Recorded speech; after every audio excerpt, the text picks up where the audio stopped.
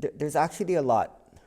And I would like you to expand your horizons beyond just terminologies like energy and spirit. In the world, inner dance is now part of the school system.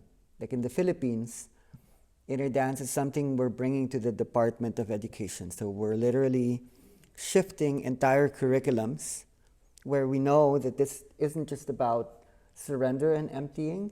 It actually has something to do with genius, brilliance, the super brain. Because if you're going to power it up, you may as well use it. So there would be amazing projects to come out of this. And I don't think this is irrelevant or escapable in Europe, because you can't just bring something to Europe and not make it practical. So how would you explain this to the Prime Minister, a school principal, a parent, a doctor? So now we're doing all these things. We are training doctors. We have special channels just for doctors. This is becoming a medical protocol. We've been working on that for a while, but recently we've made some really huge advances in perceiving some of the gaps in medicine that are really big questions in this industry. Why are medical practices not working anymore? And how can this not just be an alternative? How can this actually be inside the system itself? For that to happen, this cannot just maintain the forms that we know. A lot of those are just openings, so don't think of the energy as the room. The energy is the door. The room is called consciousness, reality, earth. And we want to navigate that. It's a really big door to a really, really big room. We're now working with the prison systems. We have programs where people who inside the jails are finding freedom from inside. This is now an addiction program in several countries as well. Very exciting, very exciting. Companies, we've worked with governments. So don't take off necessarily your workday hats when you come here. This is going to be radical. If we're going to say, okay, this changed my life, at one point, to really change our lives, we need to change the world. It wasn't always clear how this would, but that was the blueprint. That was the purpose. That is what gave this agency. So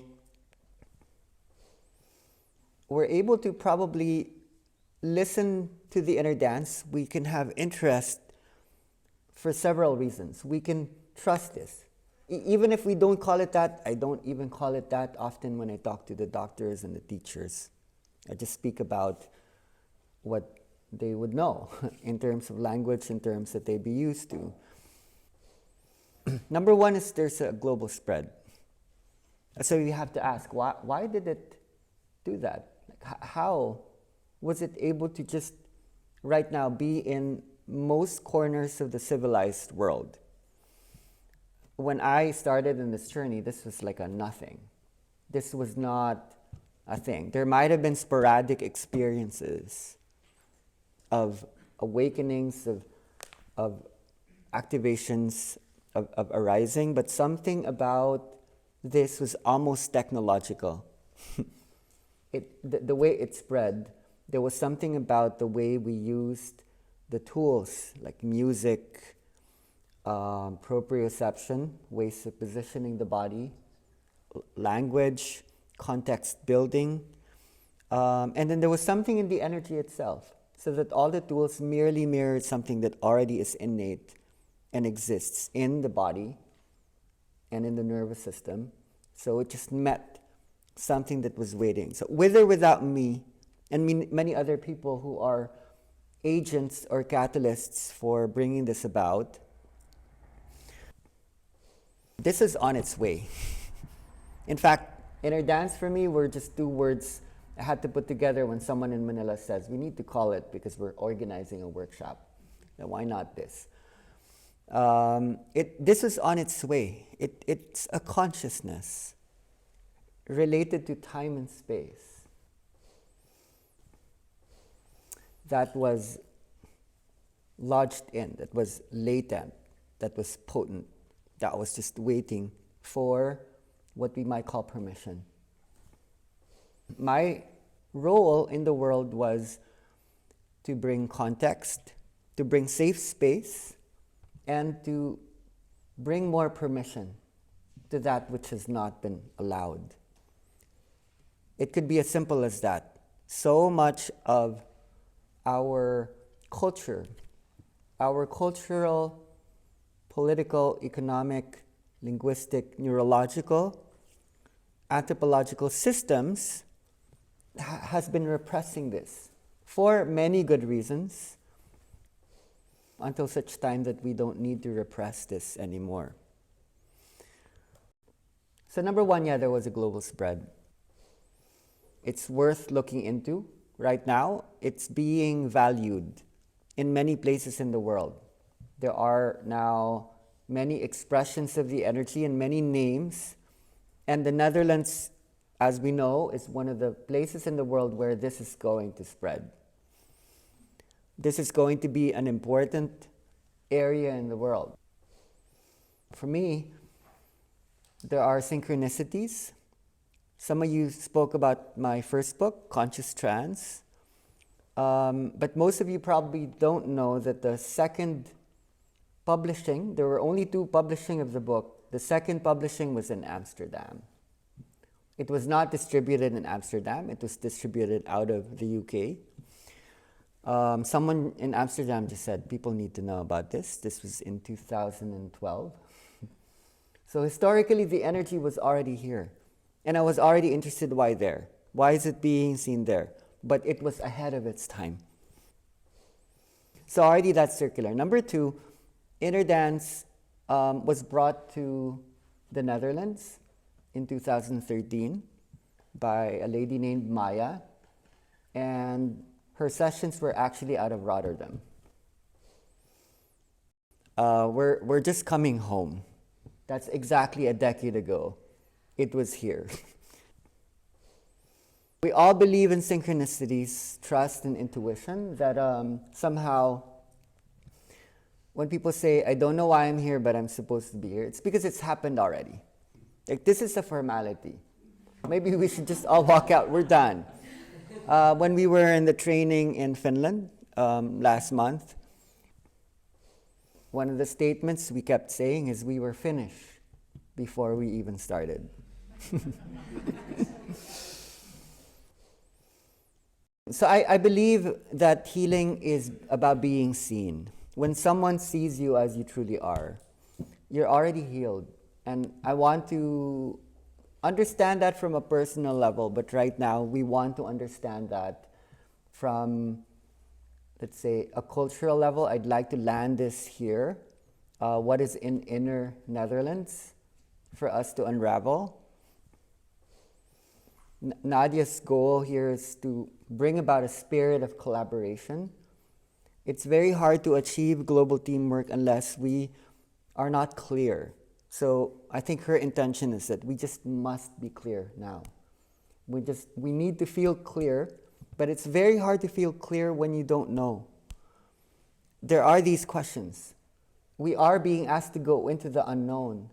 But if you are going to be part of the work that brings this really, really out into society, not in secret spaces, not in enclosed rooms, but really bring it out in public, that's when you will need the nodes, because it's very vulnerable work. When some people look at it, they're going to be like, wait, well, what is that? and governments, when they see that, they will like, okay, what is that? Hospitals, and you know this heals, what are they going to say? What would be your way of explaining? So for that reason, there's a lot of science. There's a lot of science. There's a lot of medicine. It takes a while to absorb. The basic principles are quite simple, And when you do take in the basic principles, you can handle the not so basic.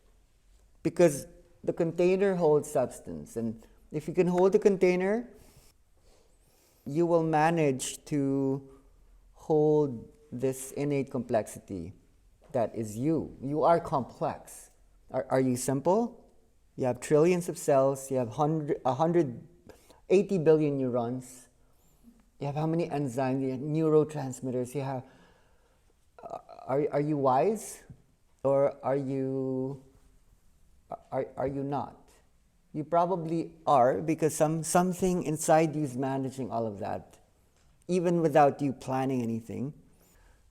People around the world are finding on their own some basic, very basic truths. Number one, there's something about the body that we neglected. We thought, okay, this is a body, that's just a body, that's a material body. Word that's coming up more and more now is embodiment. What are you embodying? How the heck are you like containing an infinity in one body? And then how are we able to release the infinite one bit at a time? So back to me. I had to give context to this. 17 years ago, this was not actually an okay thing. When I first brought it to the world and I had to explain to people in words and in not words what this is, I put myself in a position where I could be attacked. I could be pushed. Okay, what are you doing? That really looks messy. But then people were getting healed. And then there were awakenings. And the changes, partly, something people trusted was I did not teach anyone anything. So don't think I'm going to teach you anything.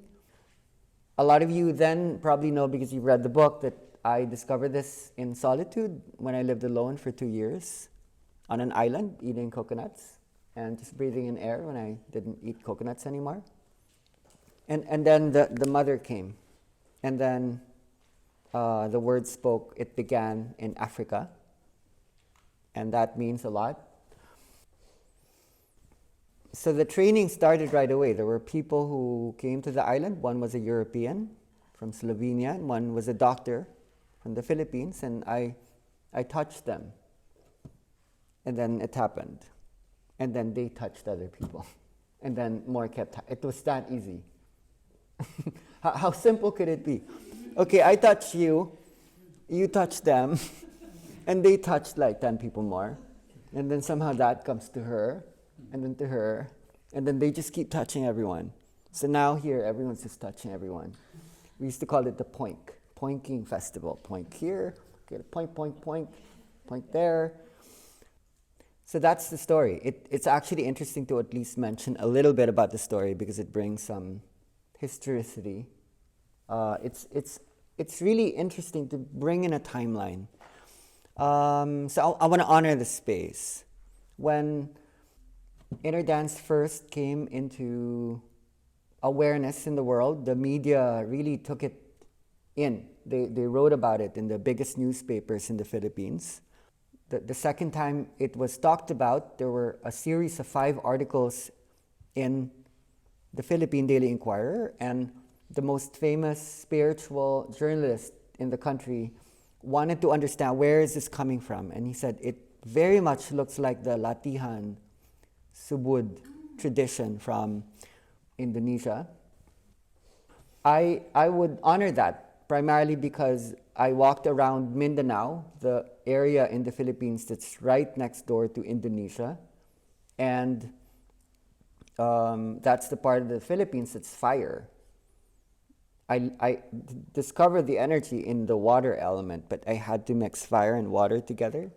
So in a way, this space is very full circle, because I come from the Philippines, and the Philippines is from Southeast Asia. Take the Asia word, South and East. The Southeast is a very gentle people. The culture is quite soft.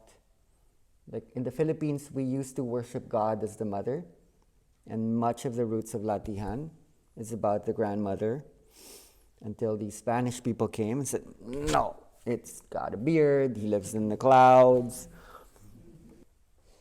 he doesn't live in the trees. That's really primitive, you guys. What if that gentle people found, finally, its own voice? You go to South Asia, then what you come up with is like yoga, you come up with meditation. You go to the east of Asia, what you have is Tai Chi, Qigong. But what would happen if you found something from the southeast? So I believe that inner dance and this energy is the voice of the planet. It comes from what holds the brown feminine. So we have to acknowledge how rare it is for someone like me to be holding global space. That means a decolonization process is happening, where a part of the history of the feminine that's holding the forest and holding nature is now spreading out. The tropical spirit, the warm, there's something about the memory of the earth that has been waiting to unravel from there. A very right-brained, a very heart-based, a very body-based, a very earthy spirit will speak from that. So thus, it makes sense to do this work in the Netherlands, in this space right now. Thank you, Paul. So many people don't really know this, but in the Subud tradition, this is where they practice Latihan. What the space, Pat is speaking about, that's a sort of a meditation form, and it's been in this space for years. It's built for that purpose. So it was very interesting to find that out. So actually, understanding the story, much of the growth of the energy really came out of Southeast Asia. When talking about Thailand, Bali, in Indonesia, the Philippines, these were the spiritual hubs prior to COVID, where so many Westerners were coming to untrap themselves, to just blow open and just get away from the judgments where they could just be who they were. So when we talk about like the Kundalini energies scattering across the world, like a lot of this was fermented in Bali when inner dance was being brought there, where Westerners and Easterners were looking for what is the container that would in fact be able to translate this in ways. So it's still kind of mapped out there. All right, so I'm playing this because it's the first energy school video that we had. I've been doing training since 2009. But the person who did bring the inner dance to Holland was here. So I do want to honor her. Her name's Maya. She's Indonesian by origin, but she's Dutch. Wait, this one.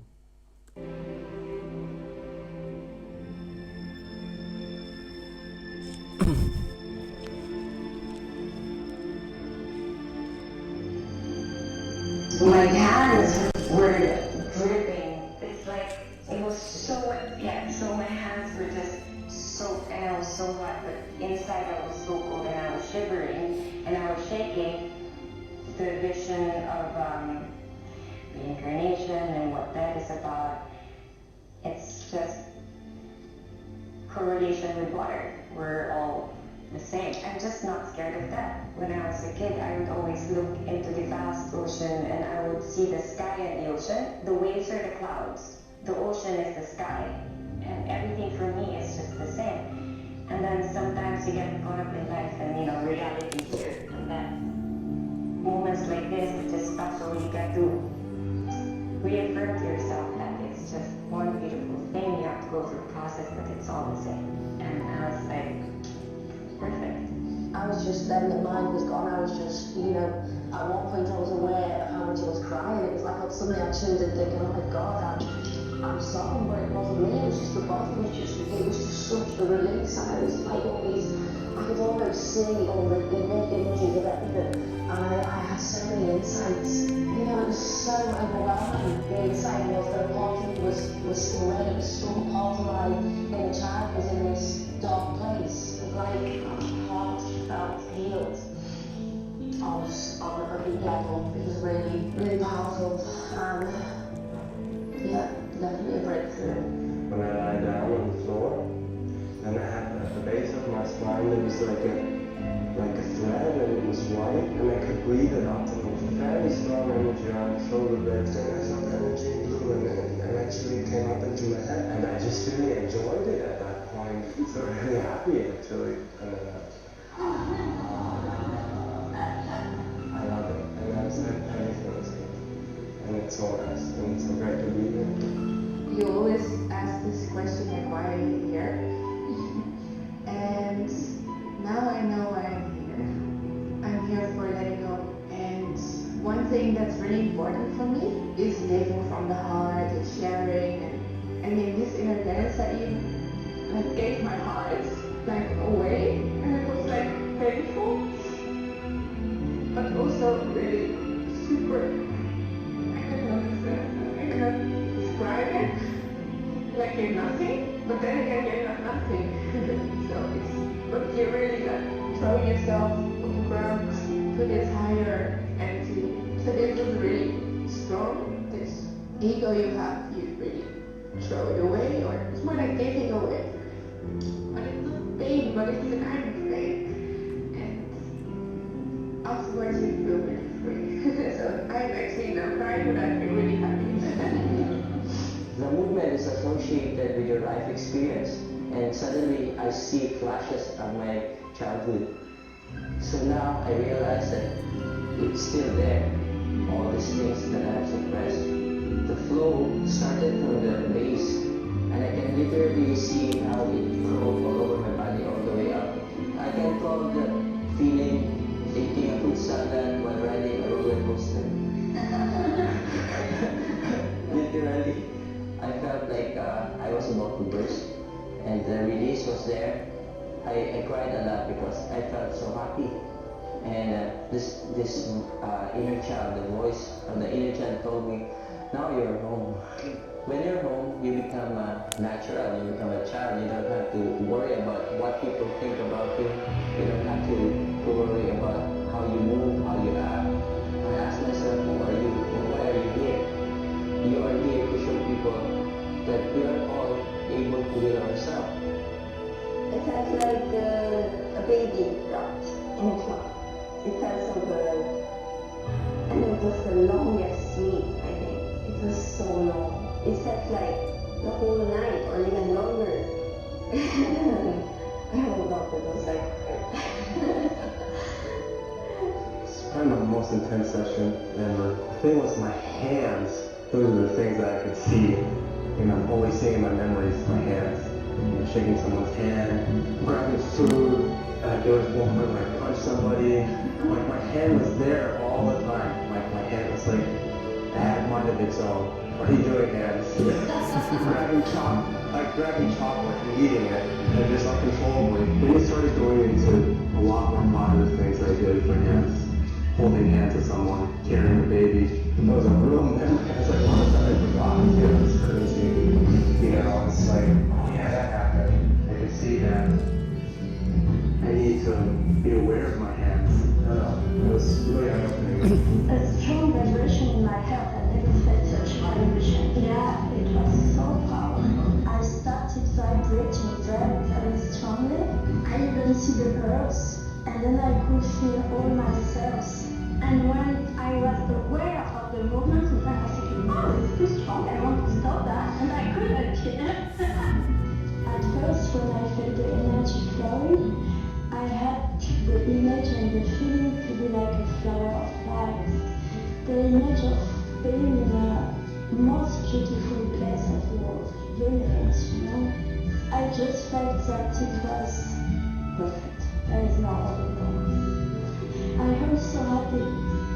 The feeling to be in the warm, to be like an underwear, it feels so perfect feeling. So, yeah, that's the one.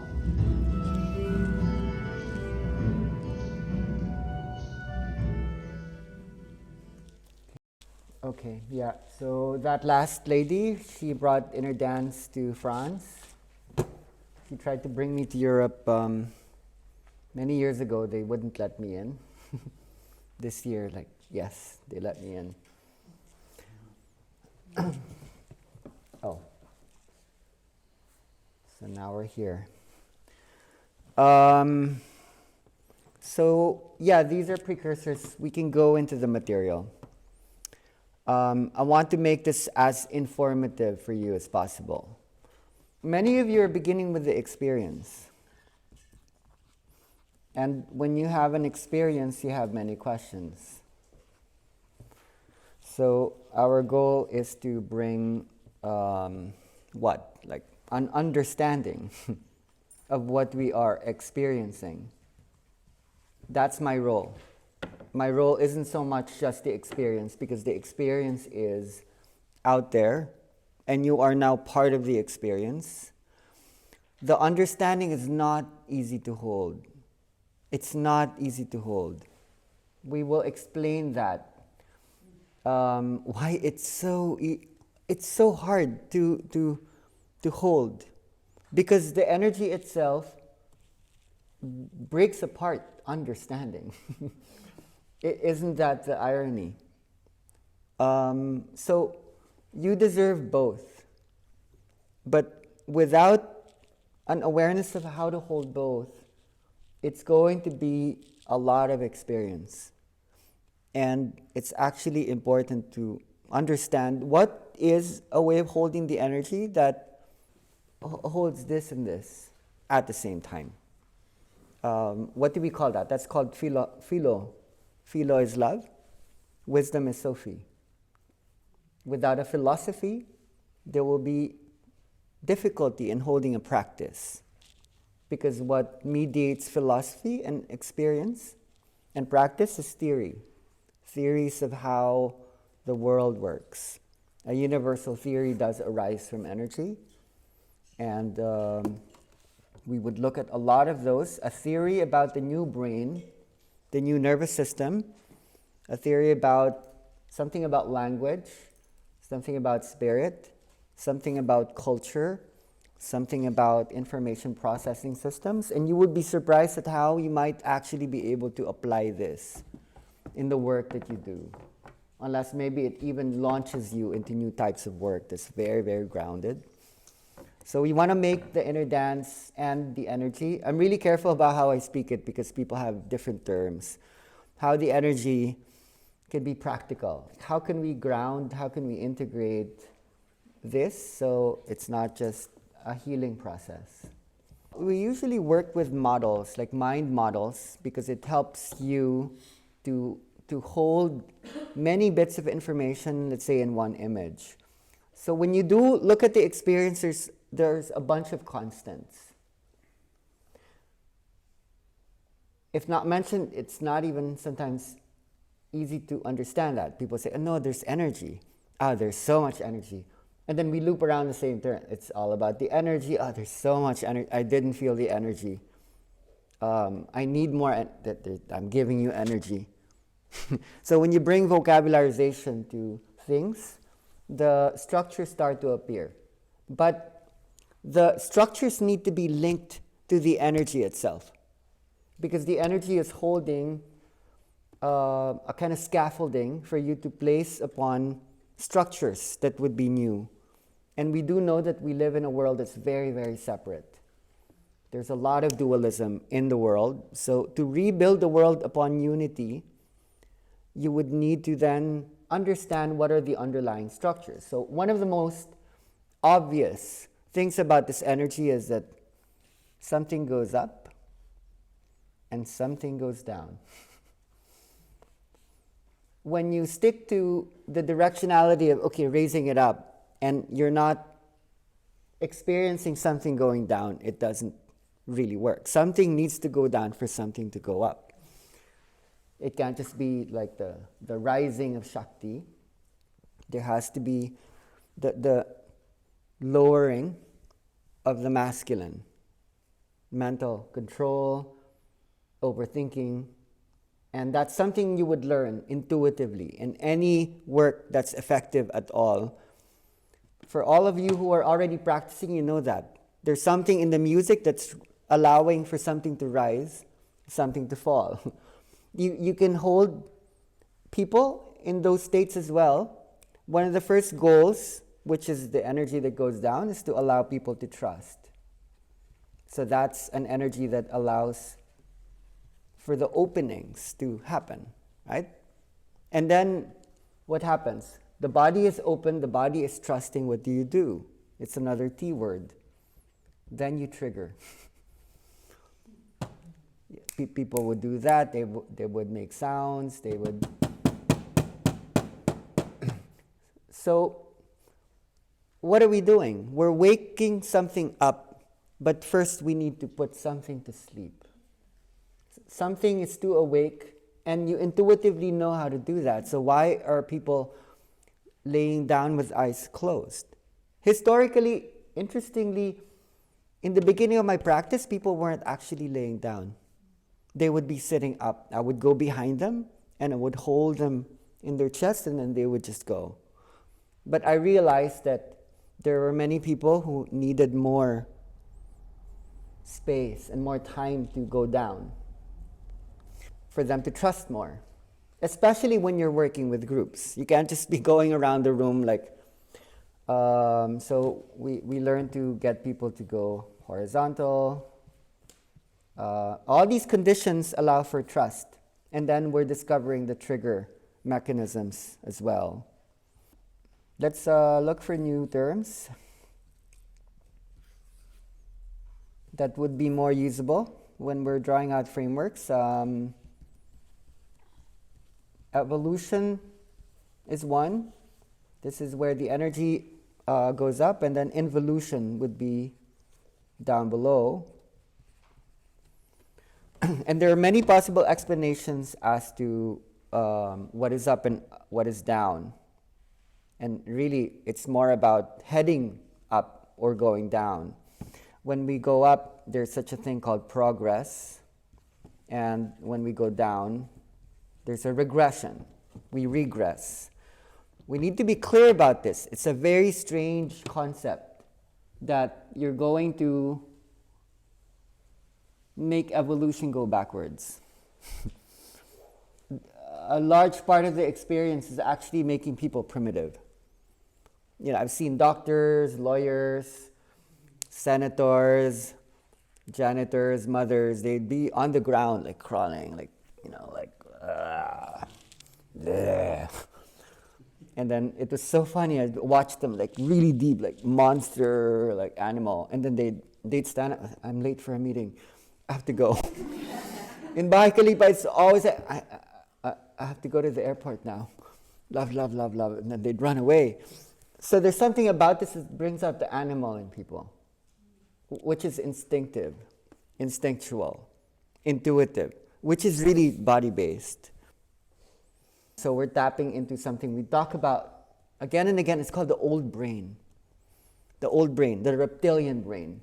There are many study points already. Through these, later on, you can already create complex contexts that would be applicable to schooling and medicine. So then you would understand me a little bit more now. What did he do? What's his role? I became an animal when I lived in the island. When I went back to the society, it took me so long to learn to be with people again. Can you imagine how hard it was for me? Oh no, they're using the colored pieces of paper again that they're taking out from the back pocket and trading things, and they're using so many words, and it was hard. I was like a monkey. I was an energy monkey, and there were these really human stuff. You know, it was boring. It was lengthy. It was like dense. It was hard. So that's my role. I regressed. I went back to the origins. So when people talk about the source, it's the mother. People talk about the Shaktipat or the initiation. Well, no one was there, but then the mother was there. and the mother holds the energy. So one basic mechanism that we need to make clear, something that could create clarification in terms of the dynamics that are happening out there, no one heals anyone. These terminologies like transmission and yada da da da. In this energy, we merely find out what are the conditions where healing happens on its own. The greatest gift you can ever give another person is independence. And when we create platforms where, look at me, I'm so powerful, you need to keep coming back again and again. I look like a goddess, look like a Greek god, and here's my flyer. Something's kind of, how do you call it? Out of control. It is the work. We're letting people let go of control.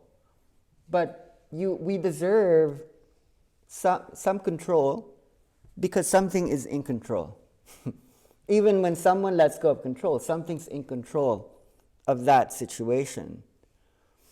So when you let go of control, there is an autonomic control. When you don't know anything, you actually come into a space where everything is known.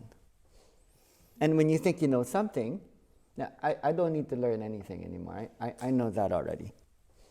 We lose the brain state of the child that can absorb languages and concepts, that has curiosity, awe, and wonder. Regression has a role. That's not an easy concept. You tell that to a school principal. Oh, we're going to regress the children now. What?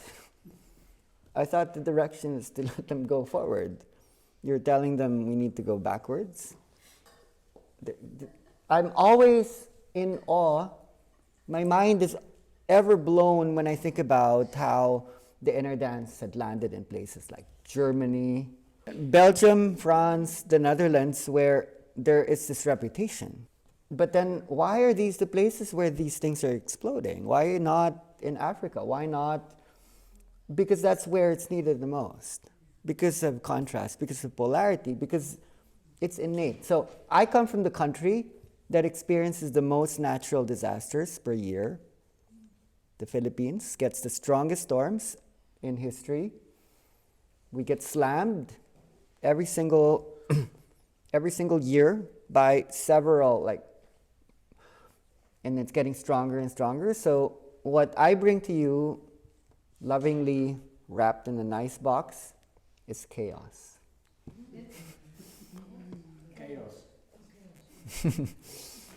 It's in, nice and pink box and nicely wrapped, but this is chaos. You would not be in this room if you were not one of those people who understand that the more things get broken, the more they might actually get fixed. Sometimes the highest order is hiding in the messy.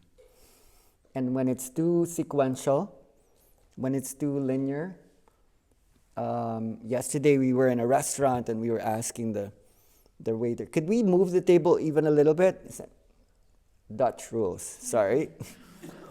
Rule-based. We're missing out on some kind of map, some kind of blueprint that's lodged in. So anytime people are given the chance where that could come up, Italy describes this really well. When you come into a situation where finally, for the first time, no one tells you what to do, who to be, what to say, and what to think. Think about it. You come into a space where anything can happen. So what's going to happen? Anything. How rare is that? So this practice must be the one practice, whatever you call it, where there are no manuals, There's no praxis, there's no instructions. The energy knows what to do. There has to be at least one space where spiritual accidents, synchronicity, connections that can't be arrived at through verbal, linear thought, because when you are only able to express things one word at a time, there's so much that needs to be said. There's so much that needs to be heard. What is a space where everyone can hear that all at the same time? So this mechanism is well designed to allow that to happen. There is a synesthesia of many techniques to do with all possible sensory modalities. Take in everything you know about yoga, meditation, breath work, psychedelics, the near-death experience, tantra, the monastic path. Put it all together, what would you end up with? It's this practice where there's a spectrum, a whole range of tools that you hold that can create a journey of remembrance in 60 minutes to 90 minutes, whether it be a remembrance of the womb space or the earth. Part of the challenge and the opportunity within the inner dance studies, and we're all part of study groups here. We trust Nadia's group as a study group. There has to be cross-conceptual thinking involved. This is possibly one of the traumas children and not children, people have. It's like we don't have the ability to think cross-conceptually. Like when you do a certain subject in school, it's not relatable to the other subjects in school. So there's a movement in philosophy and in the sciences called structuralism. Structuralism is a movement in which one knowledge domain can be explained through another knowledge domain. So if you wanted some description of inner dance and the energy, it would be very short. It doesn't need length. But if you want a real elucidation of this, there has to be explanation length. And the real explanation length is multidimensional. Let me give you a map of how that works. There's something about the mind. Like, what is the mind? What is the mind? And ask teachers and psychologists this, because this is their bread and butter. This is their mortar and pestle. Like, what is the mind? And I'm always doing that. Well, what is the mind? They're like,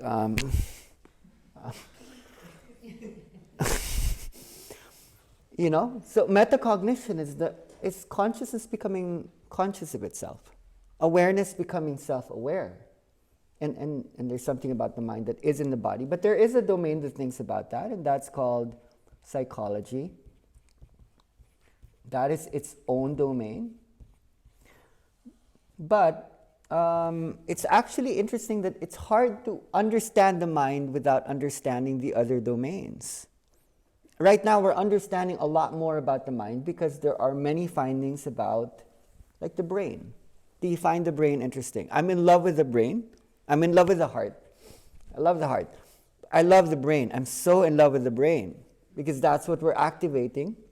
When you were born, you had 100 billion neurons. How many do you have now? 200? 300? How much did you add? You have about 50. So we think the babies are stupid.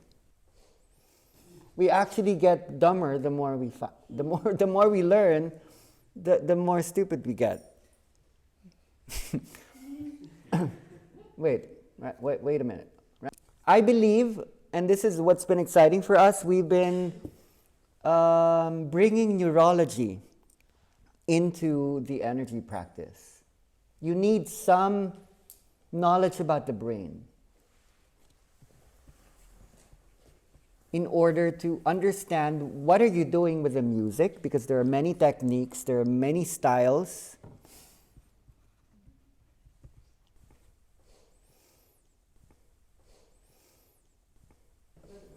That says brain, neurology. Here's something very interesting that should be talked about, otherwise you wouldn't have a complete picture. One of the most common phenomena in terms of the energy, when people really get hit, when they really get affected, something happens to language.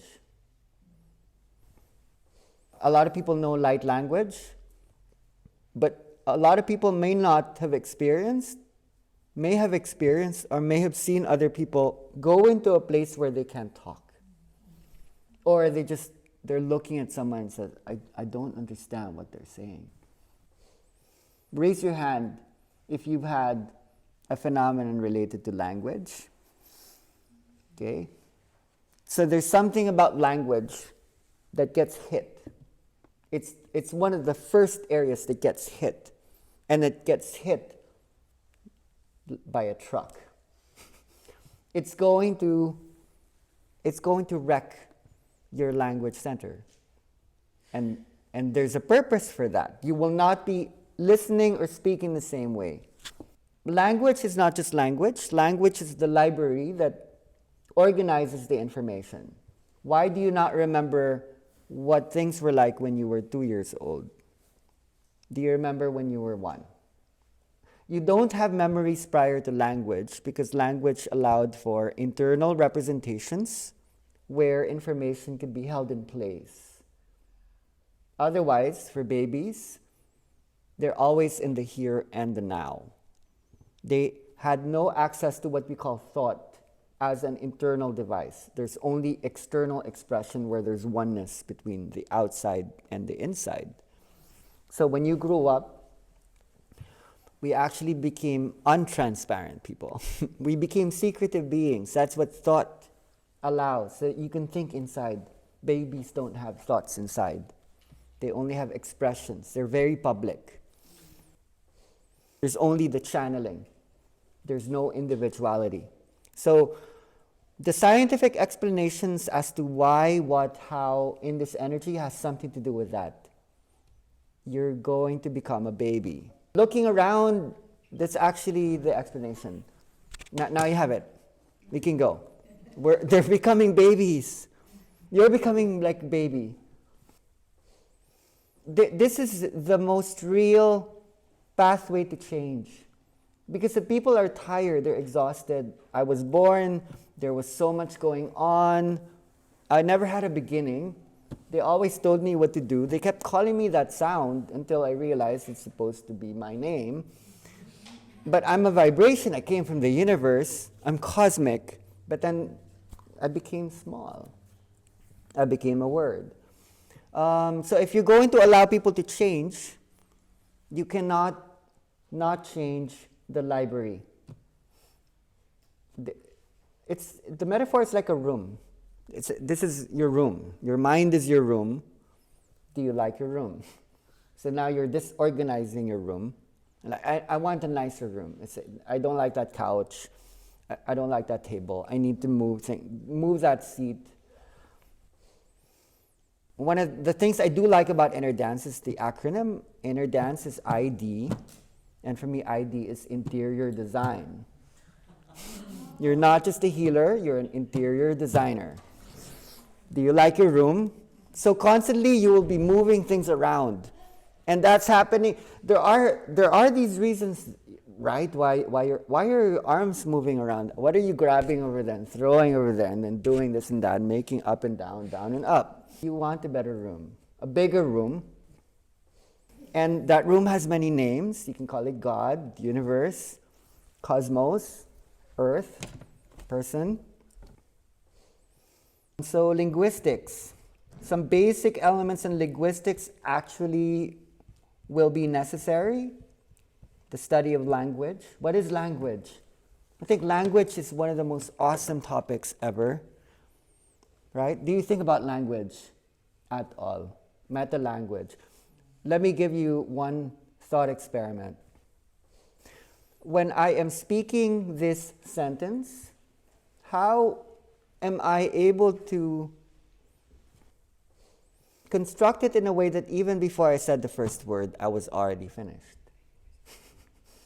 I have to be doing that outside of time. Is there a small rainbow-colored man or fairy inside me writing the script and feeding it into my Broca's area, which is responsible for language production? For me, language is a pure channeling experience, because the only reason why you're saying is actually because that person is there. Imagine if you were with a baby, your mom, your best friend, the person that you like. Why are you saying it? It's because that person is there. If Paul brought me here and no one was here, I wouldn't know what to do. I would just be bored. I would just maybe, I don't know. But you're here. So the only reason why I'm saying what I'm saying is because you're talking to yourself through me. The only reason why you are listening to this, because I'm also talking to myself through you. Everything you say to anyone is always part of a very long conversation that never finishes, and the last conversation is actually going to be continued in the next conversation. So now you want to manage that conversation where continuity, not losing your place, so that no matter what's going on, you could be at the shop, you could be taking care of the kids, doing the laundry, something's not breaking anymore. Can you see what we're doing?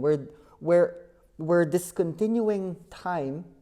We're disrupting the timeline, what we call the story, so that you can access the bigger story, the story of all stories. Okay, so language is important. Something really important as well is the study of culture. So kind of anthropology is needed. The study of man. History. The study of woman. Herstory.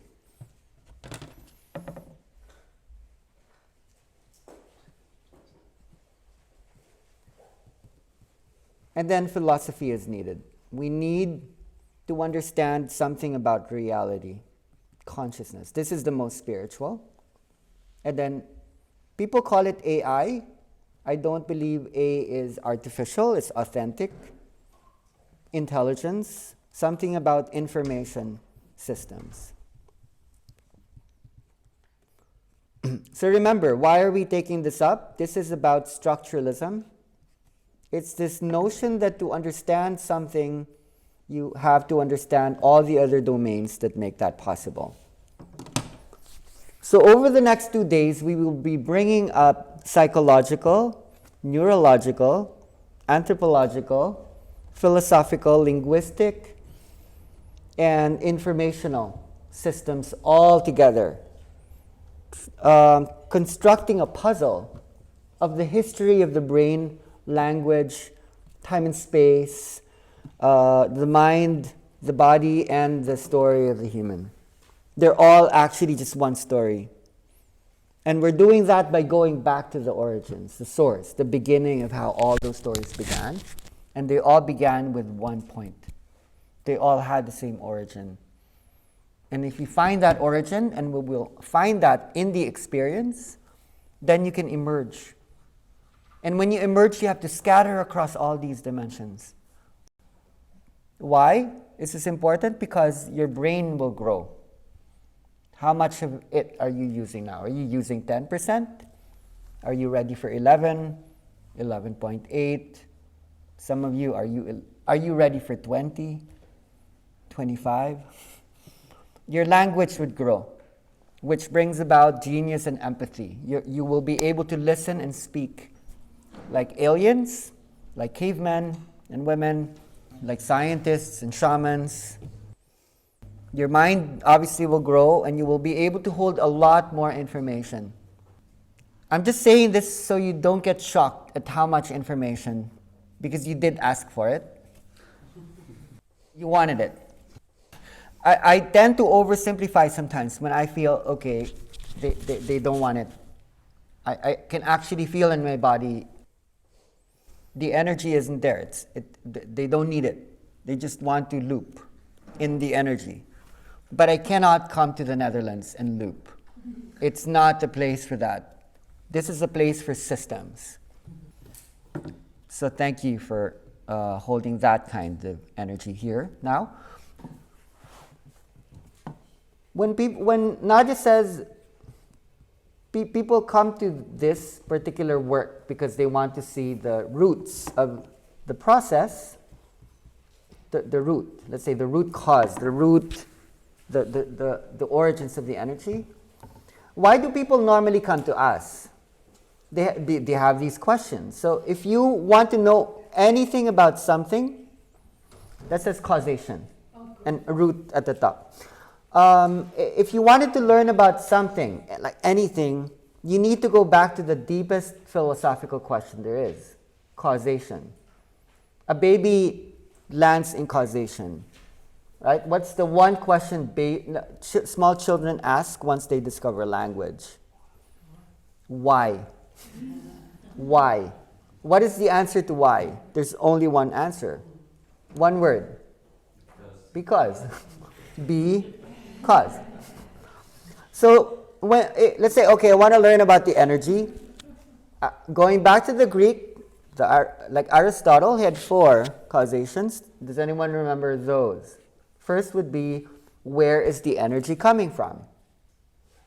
That's called the efficient cause. Are you interested in that? Is that one of your questions? Number 2, what is it made of? That's called the material cause. Is that one of your questions? Number 3, how is it designed? How is it constructed? That's called the formal cause, the form. Lastly, in the most literal, figurative way, what is it for? Why am I doing this? What's it for? The final cause. So our goal over the next 2 days is to give you efficient, material, formal, and final causes for the energy. How is it structured? Where is it coming from? What is it made of? And what is it for? To land in these 4 causes will allow you to build a very real relationship with the energy, and then you can trust it. You can go out there and I can work with this because I know how it's structured. I know what it's made of. And don't tell me, oh, it comes from energy, it's made up of energy, it's designed as energy, and it's for energy. That's looping. I mean, a lot of the trainings do hold that. Okay, so I'm going to just go straight to the heart of certain things. You can take your time to ask questions later, and then beyond the 2 days, you can just study. And we're always there anyway. We can give you maps and where to find additional information. Let's go back to the concept of involution or regression, where something goes down, something goes backwards. That's a really interesting concept.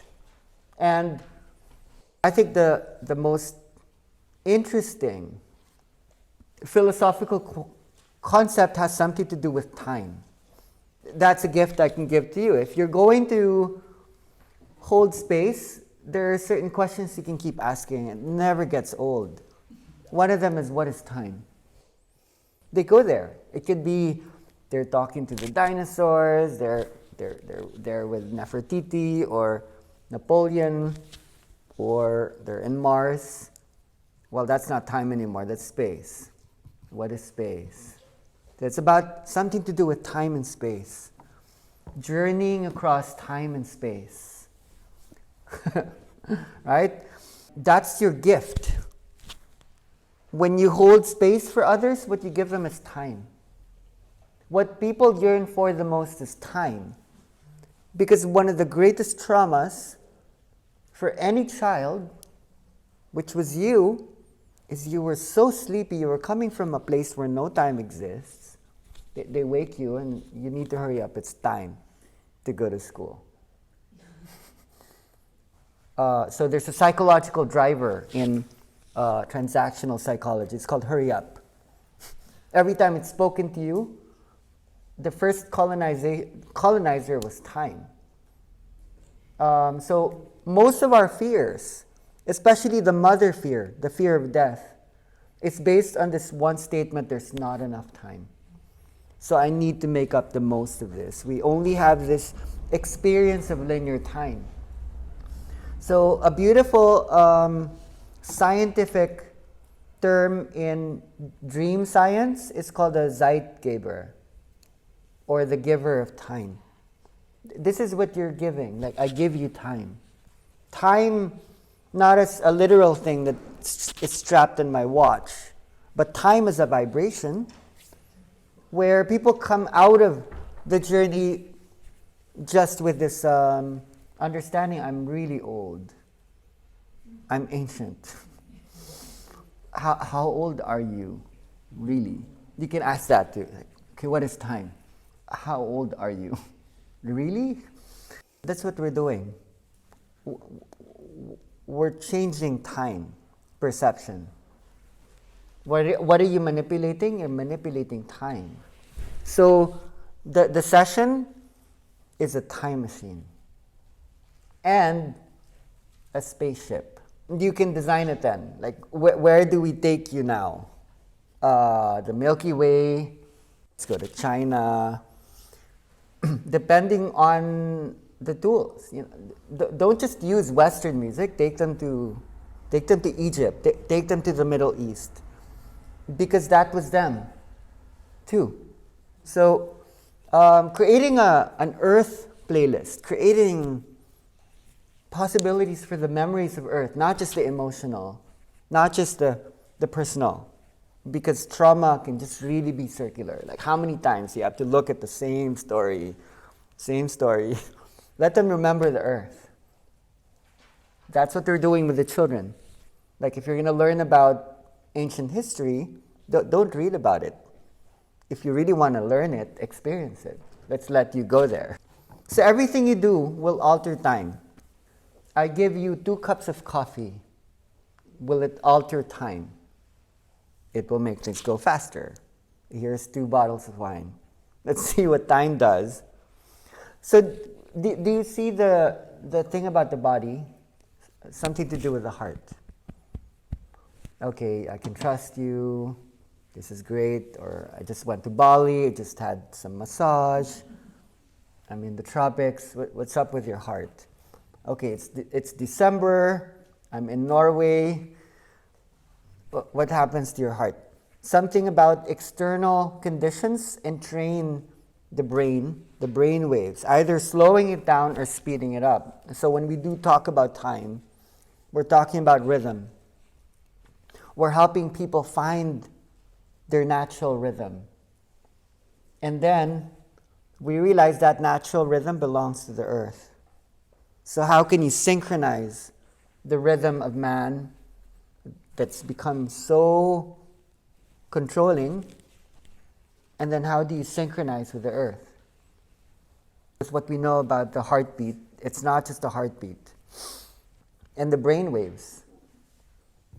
So something to do with the heart, we'll bring that up, and something to do with the brain. I'm not a good artist, so that looks something, not brain. So let's look at the brain first. I think we need to keep looking at the brain. If you let me speak for a long time, I would just keep talking about the brain. Most of our findings are about the brain. The heartbeat is interrelated with the brain, so we'll bring that up too. But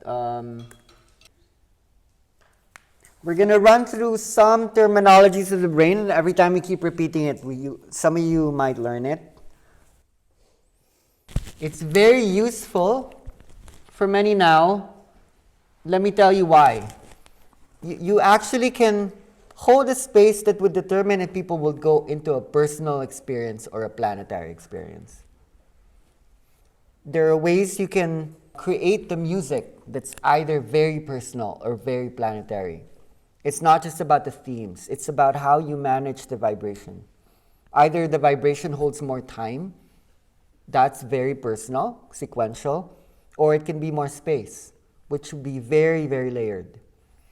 And it takes certain brains a lot of getting used to, but there are regions in the world that's really starting to understand this. Like, our work in Belgium is very interesting for us. They don't call it inner dance anymore, they call it brain surgery. And we're going to be teaching you that. How to do brain surgery. Okay. I think first off, what is happening? Okay, now this is the old brain. This is the basal ganglia, the animal brain, the reptilian brain. As we can see, it's underneath the new brain. This is the new brain. So when we think of the new brain, what we're actually just looking at is the neocortex, the gray and white matter covering the more ancient structures, the old brain. You want to get to know this. There are issues in the energy process that has something to do with the old brain, and that is addiction. Spirituality and energy is becoming the new addiction. Thank you very much.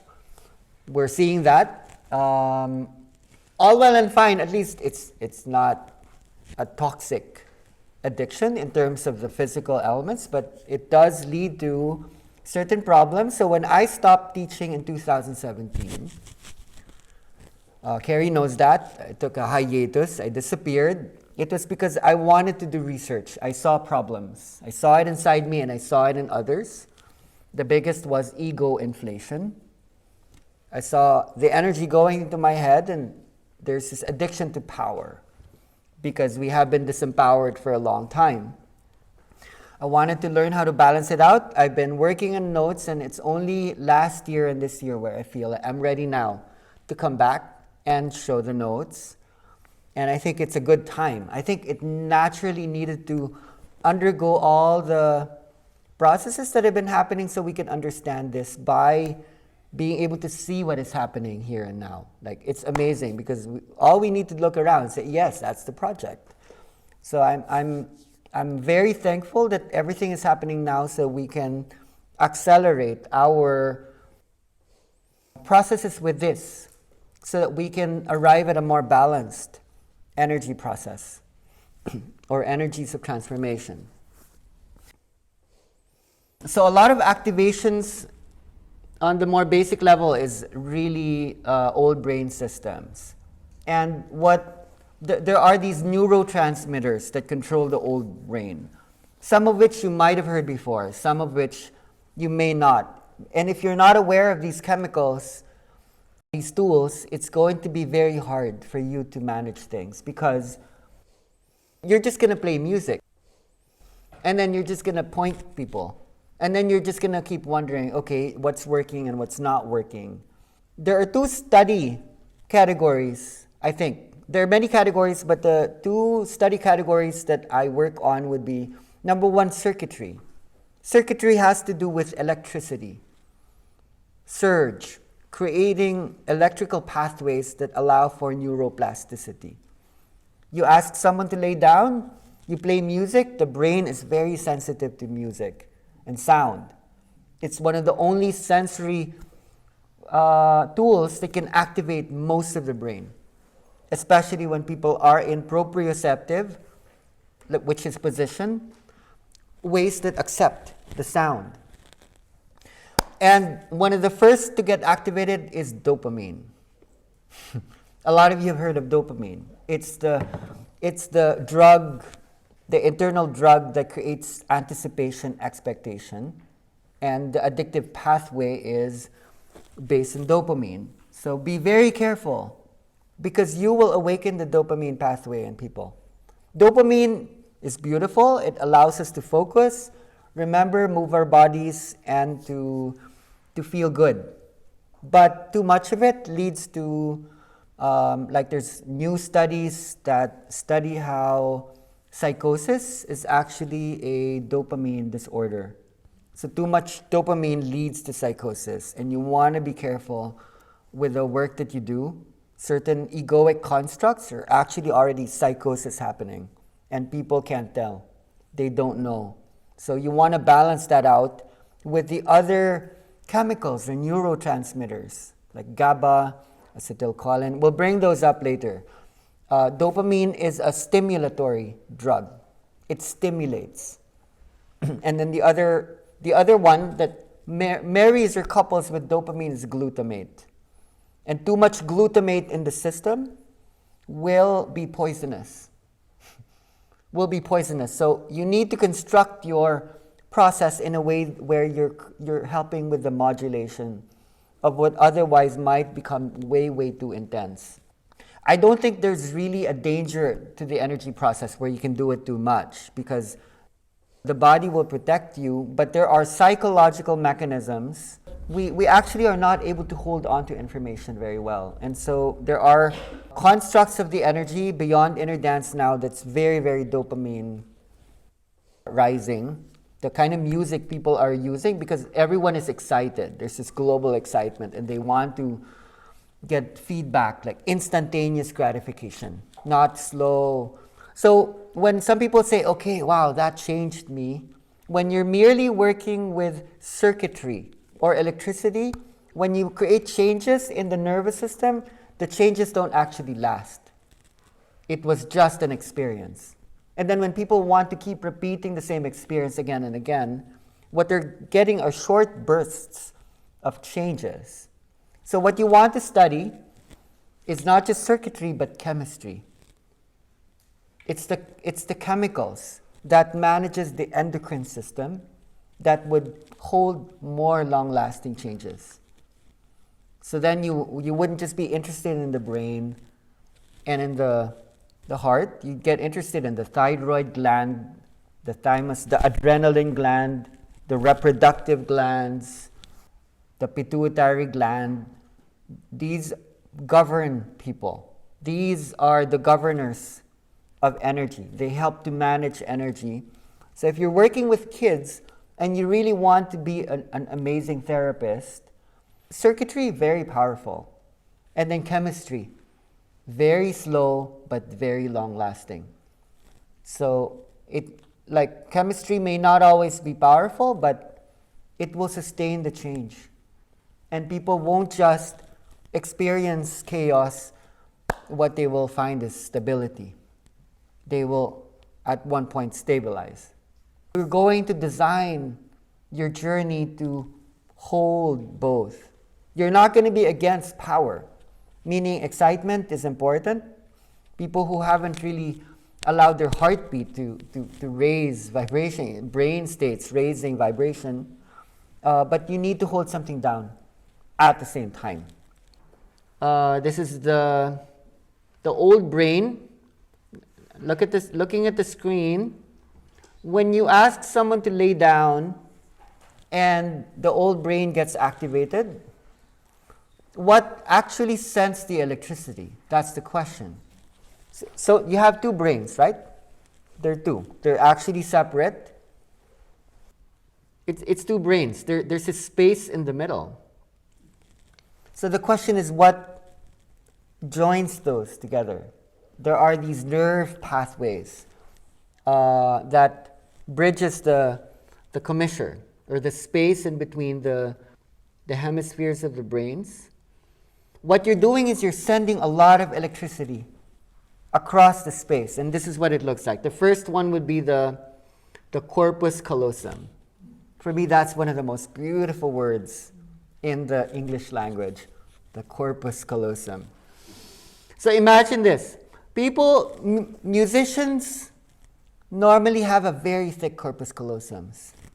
People who are into accounting, into very exhaustive mental work, the corpus callosum tends to be thinner. So when you're exposing yourself to a lot of sound and vibration, your corpus callosum becomes thicker. So when people say, I'm changing, that is one of the definitions. Your corpus callosum is getting thicker. You can now tell that to your kid. Oh yeah, my corpus callosum is getting thicker. It means that there's more electricity passing through. There's more electricity passing through. There's a whole bunch of these tracts, the corticospinal tract, the fornix, this one in particular is important, the arcuate fasciculus. This is very responsible for language. When you start sending a lot of electricity through the corpus callosum, something happens. that electricity will start to spill over into certain brain parts. So when people start going into light language, for example, who's experienced that, like talking like babies and aliens, what you're doing is you're spilling over a lot of energy into what is called the Broca's area. The Broca's area is responsible for language production, and a lot of your control patterns are in the Broca's area. So when you send a lot of electricity there, you start talking like a baby because the patterns are there. And then the light language is basically this. It's changing all the combinations of the phonemes or sounds. So that are you talking nothing? Are you talking like you're making things up? In a way, no. In a way that babies utter the 800 phonemes that make up every single human language. Babies are actually speaking the universal language. They're talking about everything, all at once, all at the same time. So the Broca's area had to develop in most humans so that they could go to work, they could go to school, so that you can think in sequence, one word at a time. When you send a lot of electricity into the Broca's area, you don't want that. It's like you want to talk about everything in every single. And the way to do that is you need to now reorder everything in combination in time. More space. That would be a precursor to change. Because if you want to change yourself, you need to change your library, interior design. And the Broca's area is actually responsible for. So for parents here, you know that one of the most interesting times is when they start learning to speak. That happens around 2 years old, 3 years old. When language production begins, that's called the language acquisition device. People going into the light language thing, we call that aphasia, medically. You're becoming not a baby, you're becoming a 3-year-old. You're becoming a 3-year-old or a 2-year-old. That's the space where spirit and reality are being mediated by symbols. And if we were to ascribe a real term that could hold that completely, that's called a dream. The babies are now shifting into the reality we call Earth, but they're passing through the dream. So we do go there vibrationally every night when we go into REM sleep, but to do that awake, you need to become like a 3-year-old. You're going to become like a toddler.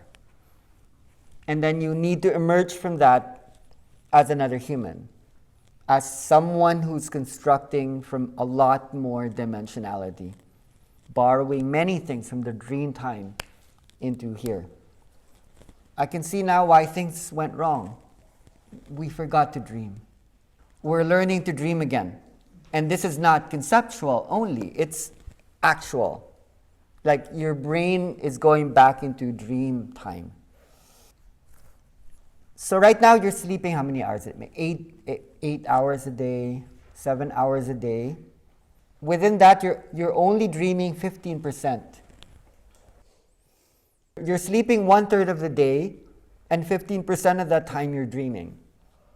When you were in your mother's womb in the last week, that's when you were dreaming the most. You were sleeping about 95% of the time, and you were in REM state 95% of the time. When you came out, like, bloop. The whole thing would be, okay, I'm going to stop dreaming bit by bit. They're going to traumatize me. They're going to tell me, life is hard, grow up, you're small, you don't deserve, you're limited, you're not the universe, you're only human. You know, be a good boy, be a good girl. You do what in developmental psychology is called pruning, because you actually could not stand that many connections. It would have overwhelmed you. And there are creatures that don't lose those connections. And they have all these names. We call them witches, schizophrenics, autistics. They did not prune. They did not build the same filtration mechanisms that responsible, God-fearing, law-abiding, rule-following Dutch people develop into. So you do need to be a toddler, and you do need some crazy. There is some messiness here. You have to expect some messiness here. There's a lot of information in the mess that's really old. And you bring the mess and age, and you put that into one. There's a mess age. I find the language explanation actually quite evocative to understand, okay, we're doing that. Whilst we're in the subject, which is kind of a digression, it's useful in general to understand, okay, there's a part that produces language, and right now you're not producing language, you're receiving language. So there must be a part of your brain that comprehends the language, and that's called Wernicke's area. Not Broca's area, but Wernicke's area, and it's here in the super temporal gyrus. It's in the temporal lobe, and the temporal lobe is responsible for hearing sound. The auditory cortex is here. Later, we will keep repeating this, that you want to map out the lobes. This is going to be really interesting for you. Here's my experience. You don't need an EEG to know where a brain surge is happening. Just by observing, is there an emotion? Is the body moving? Are there sensations? Are they seeing visions? Okay, so if the body is moving, the energy surge is here. If there are sensations, it's here. If they're emotional or there's memory, it's here. If they're seeing visions, it's here. So even as you touch heads, it's going to be interesting that the frontal, the parietal, the occipital, and the temporal lobe have different energies. They have different brain waves. Just by changing the music, you can influence, okay, the body's moving all the time. But we realize when the body keeps moving, it's not receiving the visions. Oh, so there needs to be certain adjustments. And then when they're seeing the visions, then meanings start to connect. Okay, so one of the main mistakes that's happening in trainings around the world now, it's in the statement, if you're not moving, you're blocked. You're blocked, you're not moving. But some of the deepest experiences people report is actually when the body isn't moving anymore. That's when they're traveling across dimension. And then someone says, you're blocked. And you couldn't find the words. So sometimes some of the quietest people who don't have anything to share, let them be. Don't hold that context in the space that it's always about the movement. That's why we called it inner, the dance. That's already quite big. That already should be clarifying. We're actually traumatizing a lot of people. There's so many implications to that. For those of you who are and will be holding space, this should liberate you. Because it's so exhausting to be running around the room like point here, point. There's only two hands. Everyone move. The more you can leave them alone, let them journey. Because many people around the world are saying now, you were pushing me too much. I really just wanted to be left alone then and there. So we're building some kind of new weird culture of the poink culture. And because it's so out there in social media and so on and so forth, they got excited. And they held on to certain concepts that belong to ancient India, slapped it on there and says, the Kundalini looks like that. But who actually knows the Kundalini? I'm not against the movement then. We're here to build a bigger spectrum. more inclusive, more accepting of all possible experiences, and it will liberate you. It will take away so much pressure. Especially the movement is dopamine rising, really. Dopamine is a chemical that says, I want more. You're never satisfied. You always feel it in the lower body. It doesn't ever climb up. And it never inspires generosity. It's always about taking. It inspires greed. A lot of people think dopamine is for happiness. It's not. It's for anticipation. You go into energy process, your dopaminergic pathways will really sensitize, and that's why people with low self-worth, who don't have self-knowledge and who don't love themselves, they're very vulnerable. You're always going to be searching for the solution or the source of energy from outside. And you want to rebuild this, because the whole point of this is actually the opposite. Get them to a point where serotonin is deep peace. When it comes through, it's like, I'm okay now. I'm just okay. I'm just happy. I'm here in a park bench. What do you need? I don't need anything. I'm okay. That's serotonin. You know, you sent that out when people are already okay. They're loving. There's community as a sense. And the competition isn't showing up as much. So we talked about the Broca's area, responsible for producing language, and Wernicke's area, remember, like, to understand, you want to build a bridge between the part that speaks and the part that listens. So it's all about communication. So you want to send a lot of electricity through the arcuate fasciculus. This connects the Broca's area and the Wernicke's area. Wernicke's aphasia is when you don't understand what people are saying. I mean, it's pretty cool too. You literally have people like, oh no, they're talking, it's saying CAT. Well, what does that mean? I literally have this memory in Thailand. It was so amazing. I was with a Chinese woman. She lives in London. She's a lawyer. She went through a really deep process. And I'm sitting there with her. It's lunchtime. And I'm like, what's your name? And then she's there. It's like, understand the words coming out of her mouth. yeah. No, meaning I was the one who asked it. She couldn't get it. She couldn't produce it, nor could she understand even at all. It's like the part of them that puts things into tight, neat little boxes, everything opened up. Because when you do have so much electricity passing through, it's very hard to achieve connections. Like my first experience of this was when I was living on the island. This is my first time. I was on the beach. I've been in coconuts. I've been alone, and when no one talks to you, something will happen to you, right? It's a really amazing experiment in your mind, okay? What if you did it?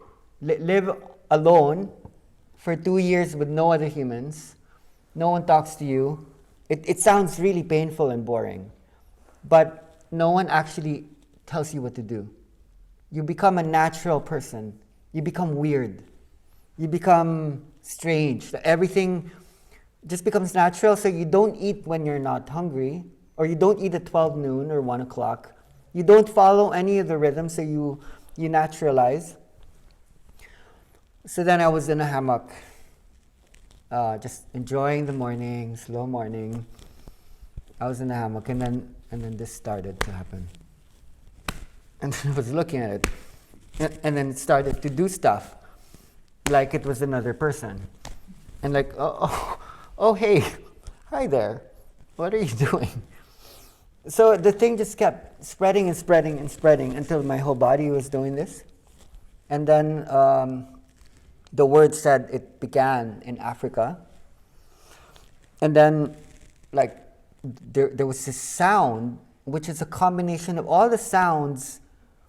It was like a song of the earth that was like humming. It wasn't one sound. It was like going up, going down, like. And then the weirdest thing to have ever happened to me was like boom. I was there, and then the whole thing stopped. Time stopped. And then I was looking around, and I was the only thing dynamic. Like the waters weren't moving, the trees weren't moving. It was so it. And then time began again, but it was backwards. There was so much force coming through. My mind couldn't stay inside. I literally just jumped out, and then I was suddenly looking down at this thing. When I say thing, I didn't know what it was. All I knew, it had long hair, it had brown skin, and it was in the beach, and it was dancing, and I was looking down. It's like, okay, what is that? I was like a baby. I couldn't name anything. It's like, okay, what is that? Okay, he's in the beach, but I don't know what a beach is. There's the water, I don't know what water is. So I had to remember myself back into this thing. I literally had to remember so I could go back into the body. So there's something about the body that holds memory. A lot of that is made possible by language, if I would just bear connections. So actually, the person I studied the most that had this language comprehension difficulty is the one who brought inner dance to him, like Saule. When she was in Maya, it got to a point where she was just listening to people, and then I could see her eyes. She was trying to hold it together, and so I talked to her, and I said, I don't understand. She could produce, but she could not comprehend. That's one of the pathways of the spiritual awakening. That's why there are ashrams, there are temples. In the West, this would be considered a problem. This would be considered a disorder. So going back to this, for example, the corpus callosum, who are the types of people where the activations are happening spontaneously? They are called, it starts with the letter E. They're called epileptics. Okay, so when you do see like someone going through a process and their body starts to look like that, that looks like a workshop. That's epilepsy. The tonic phase and the clonic phase. So, do you see what we're doing in the process? We are inducing, say it with me, epilepsy. We're making people epileptics. Now, don't instantly go into your Western brain to say, okay, that's bad. In Greece, epilepsy was a sacred disease. And in India, when epilepsy was happening, they put you in a temple. They called you a saint. So it's not a coincidence that Einstein was epileptic. Alexander the Great was epileptic. Joan of Arc was epileptic. In the Bible, the epileptic was Saint Paul. So some of the smartest people in the world were epileptics because they had a lot of electricity surging. And historically, we've been hiding that. So people who have epilepsy are holding a lot of shame. They're holding a lot of shame because it's losing control. So when we do work with epileptics, and then they're not scared anymore of the electricity surge, the spontaneous surge actually starts to dissipate because they're holding it back. So these are the things people don't want to hear. No, I want to listen to energy. It's about Shakti, spirit, and so on and so forth. But you're actually inducing epilepsy because epilepsy is a pathway to brilliance. People who went into the surges, then in the past we were relating that to demonic possession, witchcraft. But now we have a much better understanding of electricity. The work that we're doing is actually inducing epilepsy. I'm bringing this up because when people go into epilepsy, one of the most common phenomenon is aphasia. After a seizure, epileptics can't talk. Do you see the connection? They go into aphasia. They go into light language. It's the same thing.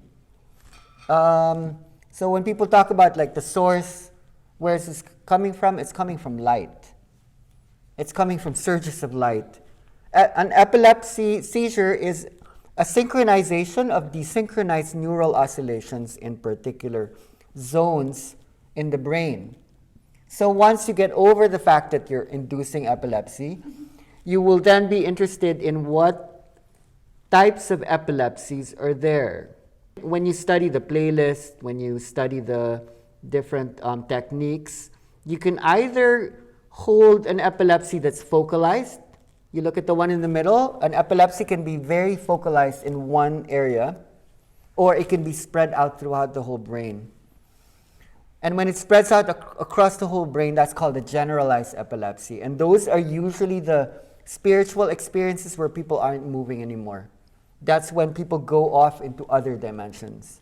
That's when they travel through space. But when you are poking people's bodies and trying to make the movements happen, that's a focalized epilepsy, and that's localizing the synchronization merely in the frontal lobe and a little bit into the temporal lobe. If you want them to journey, you need to spread the activation towards the occipital lobe, where there is the visual cortex and the parietal lobe. And that all of that brings about lucid dreaming. It brings about, I'm not here anymore. I'm not in this room anymore. It's a simple equation, like how much electricity? Like just a bit? Do you want it emotional? That still holds them here. Do you want it body-based? It still holds them here. You want them to go somewhere else? Global spread of synchronizations. And there are techniques for that, some of which we're going to be sharing with you. Any questions about epilepsy or aphasia? I just want to say that it's like when I first Jenny. found the innerdance energy 5 years ago, I had this electrical energy running through me for about a year and a half. And I had many of these seizures, like during sex, during shamanic work, during dancing, and it freaked me out and it freaked other people out. And so yeah, it felt good to me. Yeah, but it was scary. It was frightening, and it was frightening to people who were around me. Yeah. But I knew that it was lighting everything up. Yeah. Changing everything. Yeah. But what you just said in that last 10 minutes has made me go.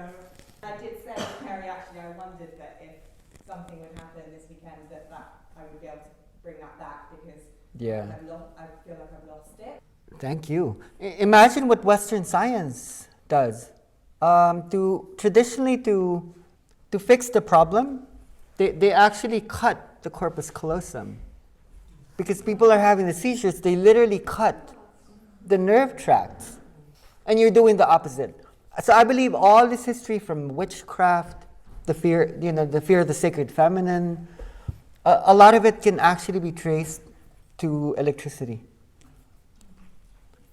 Is Parkinson also? So Parkinson's, when we bring that up, if you have a chance to work with anyone with Parkinson's is a problem with the dopamine cycle. Dopamine is not being sent out to the prefrontal cortex and the nucleus accumbens. So knowing that the body is very sensitive to music, it would allow dopamine to be sent out again into the regular pathways. So what we are doing with Parkinson's patients is not just holding sessions. So sessions are good. We're creating playlists for them that's 2 to 3 hours long, and they need to play it while they're sleeping. They're called sleep playlists. We discovered that the most powerful experiences are happening when people are sleeping. So many people are going into inner dance on the onset of sleep. So the newest playlists coming out are called sleep playlists. It took us so long to realize, because we knew we were mimicking the 90-minute sleep stages that bring people from non-REM 1, 2, 3 into REM sleep, back to non-REM 2, which is 90 minutes long. And because we were modeling it, bringing people into dream states, we were thinking, why don't we just give this to people, see what happens if they really are sleeping? and all kinds of problems are going away. So Parkinson's is one of the ones. We're really doing a lot of studio work now. We're talking to music producers, DJs. This is a DJ course, by the way, if you didn't know when you walked in. If you don't like that, who doesn't want to be a DJ, right? Do you believe that anything can be healed? Yes. Every condition? Yes. What I personally am interested in is what is the governor of all the governors? What is the thing that controls everything that controls what is controlling the thing that's controlling what's controlling the thing that's controlling? If we would name that now, it's the hypothalamus. It's the part of the brain that's also endocrinal, which means it's part of the endocrine system. It's also not part of the brain. It has endocrine tissue, but it's also neural. So it manages circuitry and chemistry both. And so when we bring that up, we would need to bring up the autonomic nervous system. Do you know what the autonomic nervous system is? It's the part of your peripheral nervous system that you don't have control over. Who controls your heartbeat? Who controls your brain waves? Who controls your digestive system? The debatable one would be who controls your breath. You would say, me. But then can you do it 24 hours? Let's see. If you're going to say thank you to anything, you say thank you to the ANS, the autonomic nervous system, because it's getting you out of bed, it's coordinating you, walking to the bathroom, doing the things that need to happen there. It's regulating you through the sleep-wake cycle, the dark night cycle, or even like the seasons. I really love bringing up the autonomic nervous system in some countries. Like in Finland, we super enjoy the ANS, the autonomic nervous system is made up of two parts, the sympathetic and the parasympathetic. Like fight, run away, excite, stimulate, or rest, slow down, trust. I bring up Finland because it's the capital of sauna. When you go somewhere super hot and then super cold, super hot, super cold, the grand explanation for inner dance as to why does it work is this. It's really simple. When you know how to co-stimulate the sympathetic and the parasympathetic nervous system, the inner dance happens. Psychedelic awareness happens. Dream time happens. Stimulate and inhibit at the same time. An upper and a downer. 10 cups of coffee, 10 bottles of wine. At the same time. Dopamine, serotonin, acetylcholine, epinephrine, norepinephrine, oxytocin, cortisol, all bring you up and down, super confused. It's night, it's day, it's hot and cold at the same time. You want to know about the ANS because that is what you're activating. Let's look at the spine. We're doing something to the spine. When you look at this, there's something happening to the spine. You want to understand how the spine is activated. There are these signaling pathways. So you want to know the system. How can I learn the system? The difference between the sympathetic and parasympathetic, the difference is there. It's obvious, but it's not. It's obvious if I speak it. The sympathetic nervous system extends through T1 to, that's wrong, this should be L2. Fear and excitement has a range. So notice where's the parasympathetic outflow. It's here and here. The cranial, sacral, trust. If you want to open, you want people to trust, the extensions are here, around the neck and above the neck, and here in the sacrum. But if you want to activate them, which is what people do when they push certain parts of the body, the chest, the abdomen, that's called the thoracolumbar region, the thoracic and the lumbar region. The sympathetic and the parasympathetic have different regions. So when you do touch certain parts of the body, fear and trust. So that simultaneous activation is happening intensely in certain situations. I give you 4. Number 1, psychedelics. You know what happens in psychedelics. You set off. Number 2, the dream state. Number 3, the near-death experience. When you experience something called the life review. Do you know what the life review is? It's like, I saw my whole life flash before my eyes in a second. Number 4, the spiritual awakening. What is the constant amongst those 4? Something happens that's common amongst those 4 examples. Something happens to time. My whole life flashed before my very eyes in 1 second. When you dream, even when you don't sleep that long, it's like, oh, wow, that was big. Spiritual awakening, it's not anymore today. It's like all the days just went into one day. And psychedelics. Anyone who's taken psychedelics knows that an hour is not an hour. A lot of you know that. So something happens to time, and if you want to expand time, you co-activate the sympathetic and the parasympathetic nervous system. These are the cranial nerves. So in the middle, it would be from here, T1, on the shoulder bone, all the way to L2. Oh wait, sorry. It's there. From T1 to L2, that's where fear extends from. So like when you push here, a lot of people push here, right? That's the adrenal cortex, the adrenal medulla, the adrenaline gland, and you know what's there. There's a lot of power in adrenaline.